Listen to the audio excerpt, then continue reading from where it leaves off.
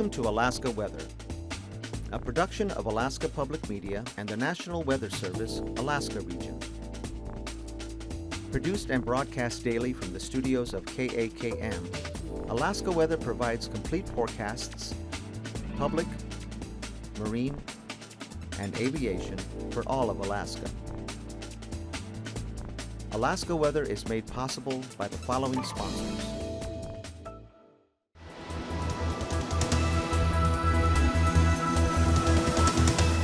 The National Weather Service. Hello again, everyone, and thanks so much for joining us for this Monday's edition of Alaska Weather. Up first, satellite imagery today showing band of moisture right through here, gradually moving eastward here, kind of dissipating. Still have high pressure aloft over the central interior, but that giving way to the east with a pretty good westerly flow out here, pushing this next system quite rapidly eastward. Here with the upper low back to the west and a lot of moisture trailing along the Aleutians along the frontal boundary there.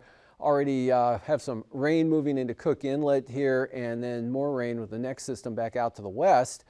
And the southeast coast, not too bad. Still mostly cloudy skies here. A few breaks in the overcast and some isolated showers around, but drier than last week. Looks like some pretty good sunshine over the Copper River Basin and areas of the interior, like around the greater Fairbanks area, back toward Tanana, and also up over the northern part of the Yukon Flats.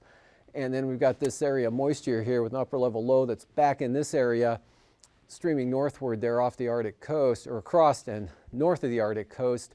Not a lot of moisture associated with that feature. The main rain-producing clouds still back out here to the west, down across the Alaska Peninsula, and light rain here, Kodiak Island, actually moving into southern Cook Inlet this afternoon, and to the Kenai Peninsula with some showery conditions, pretty scattered on up to the north toward the Alaska Range. Thunderstorms not too widespread during the day today, breaking out again in the usual area here over the 40-mile country and over toward Dawson, and then really getting isolated and scattering out back to the west and on up to the north.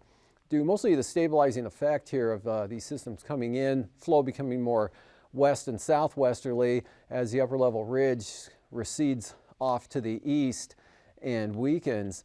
On the chart today, we've got again, a weakening front here, the first surge of moisture coming inland with areas of showers, light rain, mostly cloudy skies, cool conditions, and some of that moisture slipping into southern Cook Inlet. Kind of a weak disturbance rolling northward today across the Kenai Peninsula and Cook Inlet, kicking off a few showers, mostly down to the south though, and then back along this boundary. Otherwise, just isolated showers here, North Gulf Coast. Same thing for the Panhandle. Isolated for a change, and a little bit more in the way of some clearing, and then some scattered showers up there along the north slope on out to the Arctic coast, and then some scattered thunderstorms here over the eastern interior areas, but nothing really widespread at all.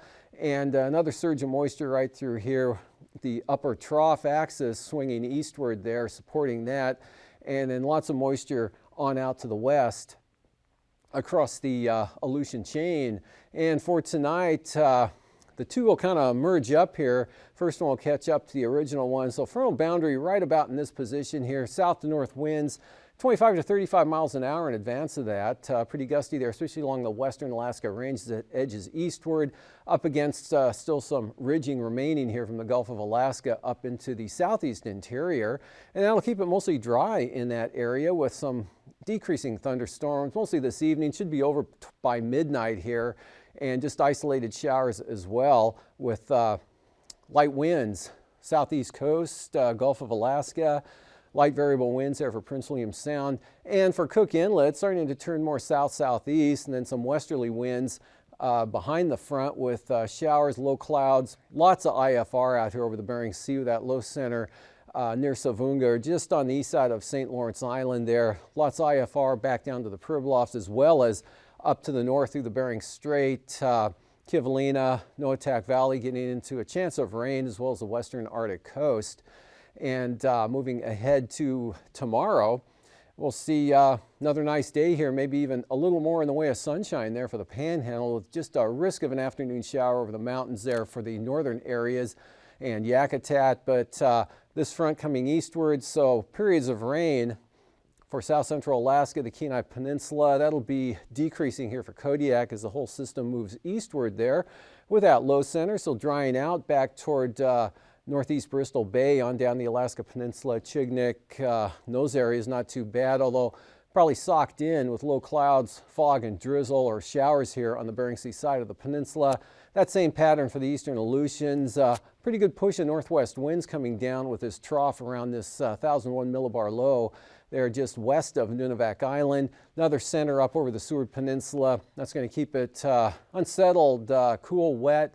Lots of marginal to IFR conditions there with all that moisture right on up into the Chukchi Sea and just catching the western Arctic coast, while the central and east side, you'll be vulnerable to some low clouds and fog there with the higher pressure there just west of Banks Island, and then mostly sunny skies from the north slope, Brooks Range, into the upper Yukon Valley. Tanana Valley looking pretty good as well, dry definitely, and fair amount of sunshine possible. Those thunderstorms now almost restricted exclusively in the Northwest Territories and the Yukon, but looks like a few developments will come west of the border here, mostly around the White Mountain areas or Eagle, and then farther up there toward the western Alaska Range. Otherwise, convection's about done and out of the state.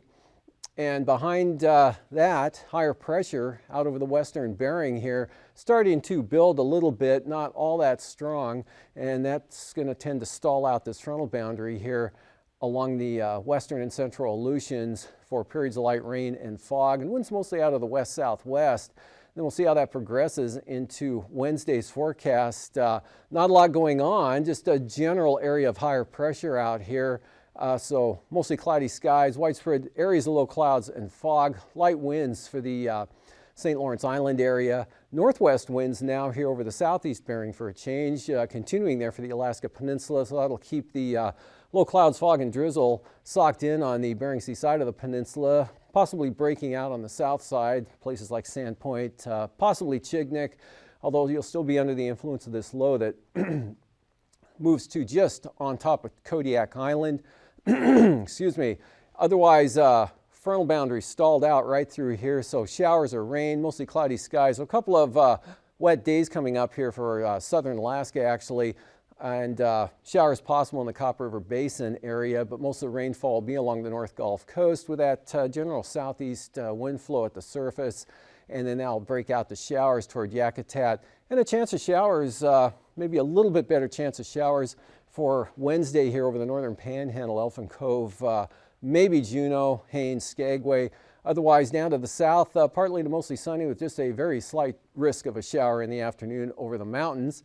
Up over the interior, nice conditions, maybe some thunderstorms will develop out of some scattered showers that might develop here along the Brooks Range. So it looks kind of mostly cloudy for the north slope, low clouds, fog, possible drizzle there, some leftover crud here on the central and western Arctic coast, trapped under that surface high that develops, but it's only about 1,012 millibars.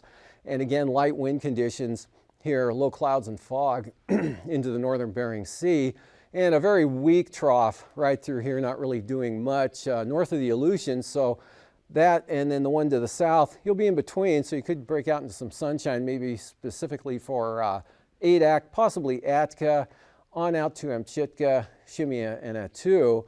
Not looking too bad.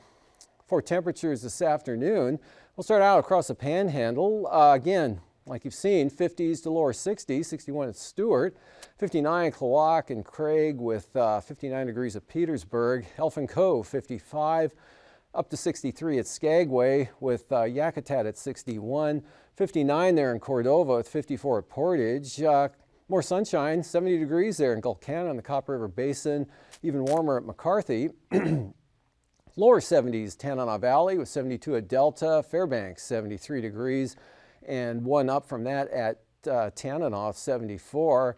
And still trying to approach, but not quite reaching 80 degrees there. Fort Yukon at 78, Eagle just 65, 72 at Bettles, and a 65 degree reading over at, or up at AKwx, and 66 degrees at Atchison there. Not quite as warm as you've been, but not too bad with 49 Kaktovik by contrast, 59 Kotzebue, lower to mid 50s here for the Seward Peninsula along the coast.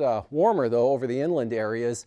68 at McGrath, cools down to 57 at Sleetmute, and there's a 59 at Bethel with 50 degrees at Savunga.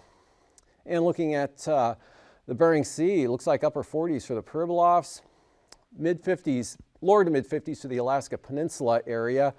And then for the Aleutians, Adak and Atka, both right around the 55 degree mark, cooler lower at Shimia with 46.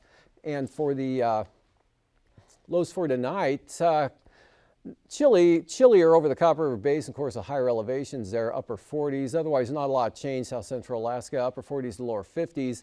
And for the interior, 50s, mid to upper 50s, especially to the western areas out through here.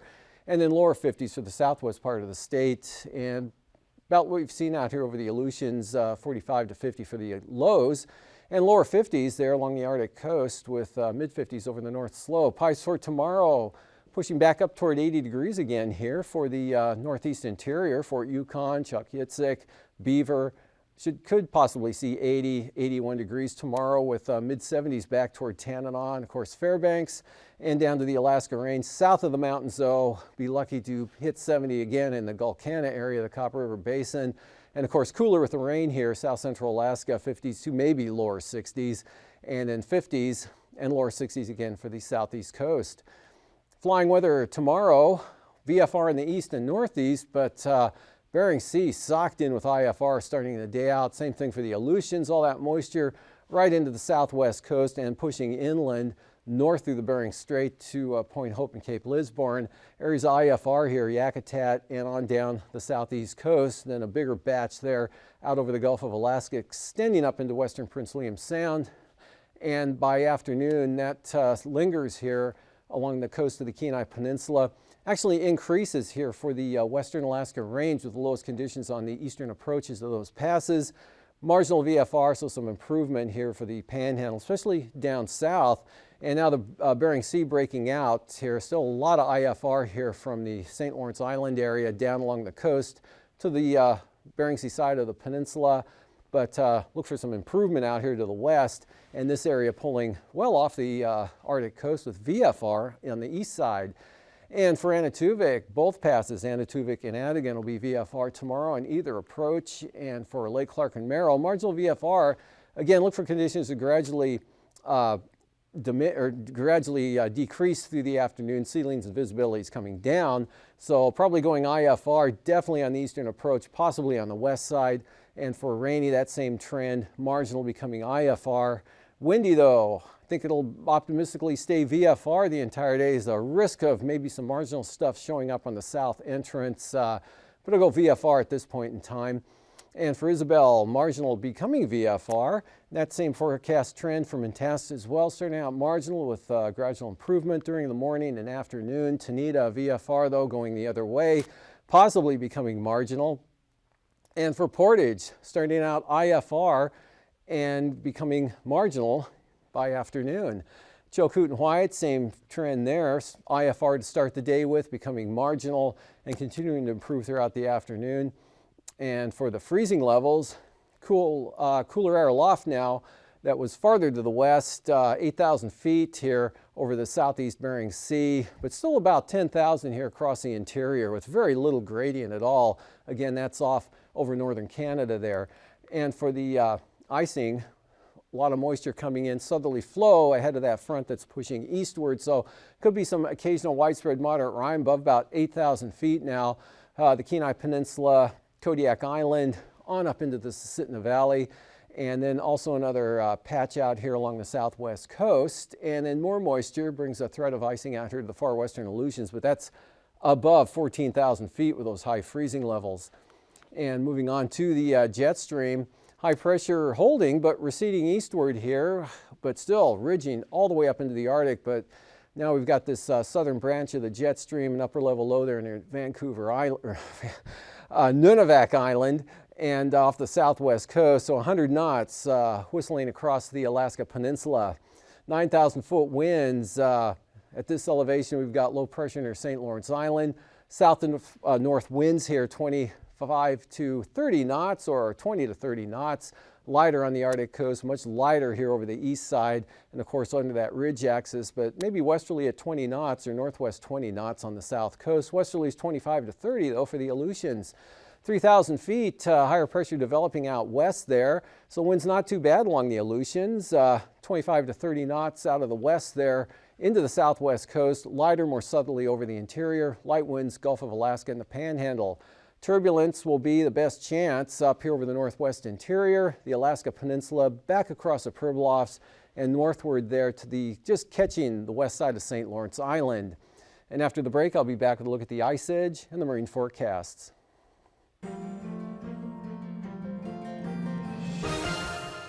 Welcome back to another edition of Alaska Weather Facts. I'm Dave Snider, and joining me again is Cindy Preller. She's the Tsunami Program Manager for Alaska Region's National Weather Service. Thanks again for joining us, Cindy. Thanks for having me back, Dave. Sure thing. And I love saying Tsunami Program Manager for Alaska's National Weather Service because that's not weather. Why is the Tsunami Program part of the National Weather Service?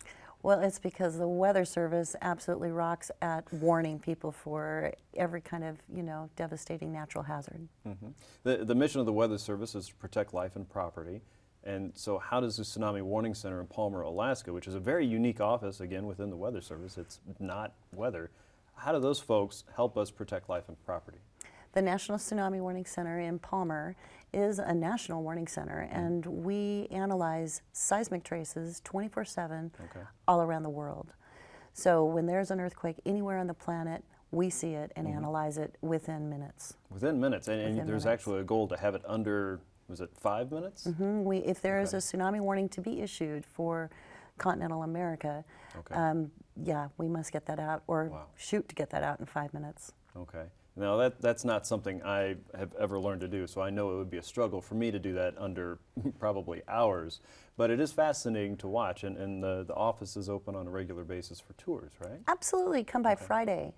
Okay. Yep, every Fridays. Friday at 1, 2, and 3 p.m. They're open public free tours. And it's the most interesting place on the planet. You really should check it out. Okay, and the office team is made up of people that are earth scientists, not meteorologists or atmospheric scientists. Talk about some of the types of people that work there. Right, we are out of place in our National Weather Service, but yeah, we are geologists, geophysicists, oceanographers.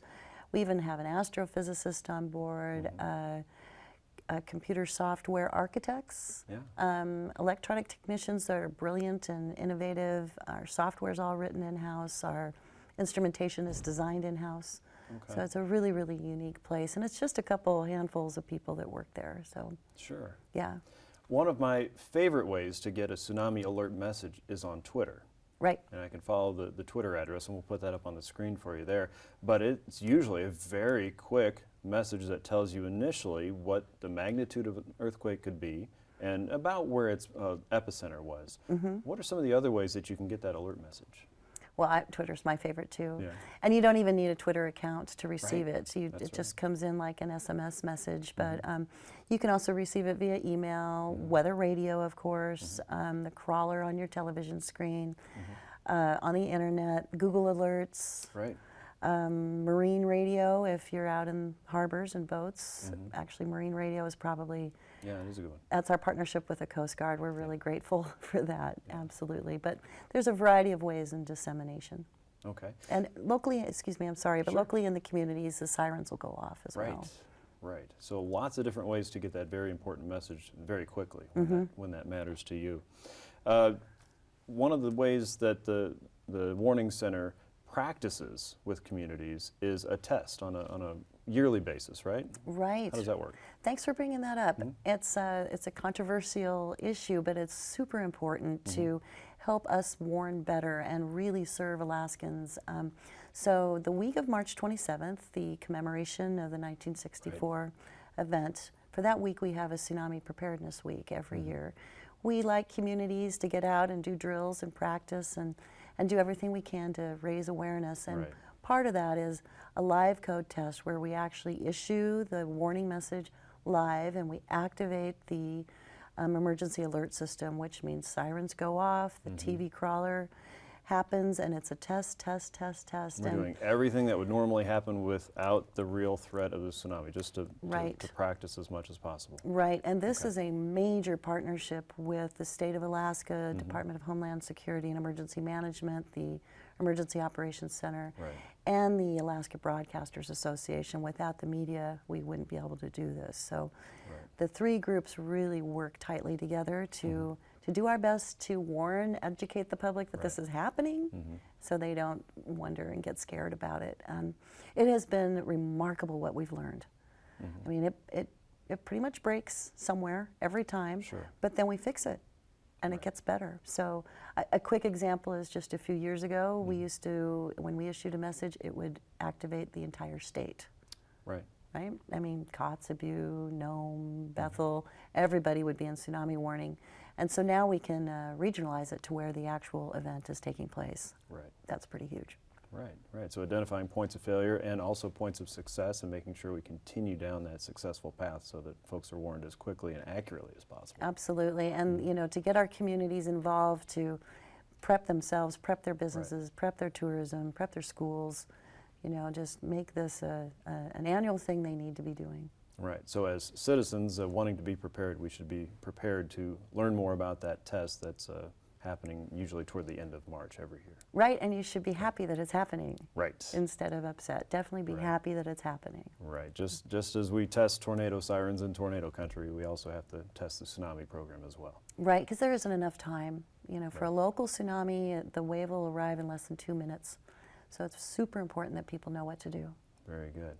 Well, Cindy, thank you so much for helping us know more about the Tsunami Ready program and the test. And the Tsunami Warning Center is a very unique and very important job in the National Weather Service that is just fascinating to me every time I visit the office. So it's the only one for the continent. You really should come check it out. It's an international effort. Yes. Wonderful stuff. Thank you, Cindy. Thank you, Dave. And thanks for joining us for another edition of Alaska Weather Facts. I'm Dave Snider. We'll see you next time.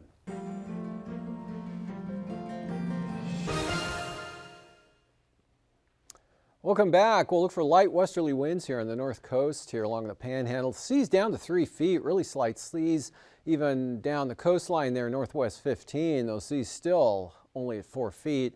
Stevens Passage, northwest, very light, 10 knots with slight seas. Also for Stevens Passage, now I believe that's Clarence Strait. I called it something else, but Clarence Strait, light winds, 2-foot seas. Lynn Canal, south at 20 with 4-foot seas. And that was interesting. That's where the ice edge was kind of lost somewhere in between two marine charts. West-southwest at 10 here for the south coast in Wednesday's forecast. Otherwise, the north coast southerlies at 10, maybe up to 15 knots with seas remaining down 3 to up to 5 feet in the north coast. Lynn Canal, south winds at 20. And for Northern Cook Inlet, light variable winds tomorrow at 10 knots, becoming east at 20 knots south of the Forelands. And then small craft advisories here, east side of Kodiak Island to the Barrens, south to southeast to 25, increasing to 30 knots there for Kachemak Bay, falling back to 15 for Shelikof Strait with just 3-foot seas, but the Kachemak Bay seas up to 9 feet. And for the North Gulf Coast, winds becoming south and southeast, 15 to 20 knots, increasing from west gradually to east. And then the forecast for Thursday, we've got gale warnings out here. East winds 35 knots with 11-foot seas for the North Gulf Coast. Small craft advisories continue for Kachemak Bay. And also Cook Inlet, small craft advisories, northerlies at 25 to 30 knots. Strongest south of the Forelands there. And on down into Kachemak Bay, then swinging around to the northwest at 15 knots, so much lighter winds for Kodiak. And small craft advisories out for Prince William Sound with those seas up to 6 feet. And for the Bristol Bay area, on down the Bering Sea side of the peninsula, southwest 15, seas 6 feet. And west 15 knots, but from Castle Cape to Sitkinak, small craft advisories with 25-knot winds right out of the south. And then those will become west and fall back a little bit to 20 knots on Wednesday. Northwest, 25 knots, small craft advisories for the Alaska Peninsula. and that should be 8 feet, not 85, as on the north side there, 8 feet, and pretty good winds and seas for Bristol Bay, north 10, 4-foot seas. Aleutians, west-southwest 20 to 25 knots, with some 20 to 30 knot winds here south of the chain back to Adak, and then falling back and becoming southerly at 20 out west. Those on the next day turn westerly at 20 knots with 15 to 20 knot winds. Not bad at all here, with seas down to 4 to 5 feet on the Bering Sea side, 6 to 7 foot seas on the Pacific side, with Unalaska Island seeing small craft advisories due to the 25 knot winds.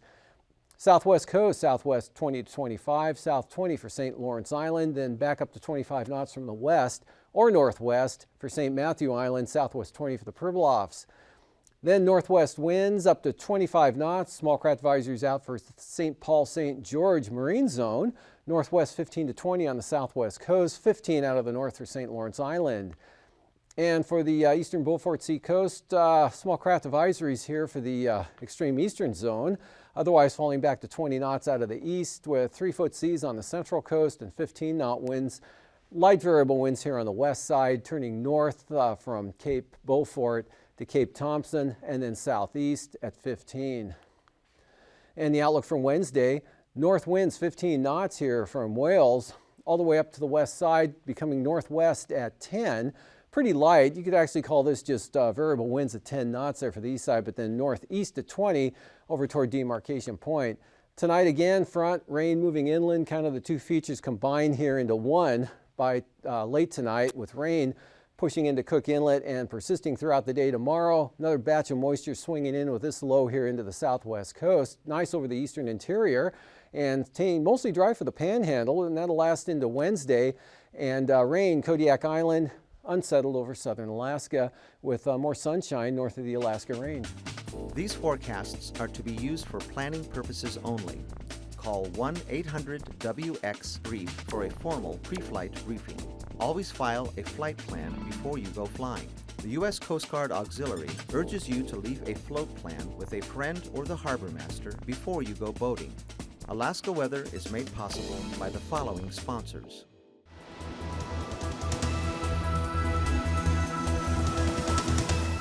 The National Weather Service.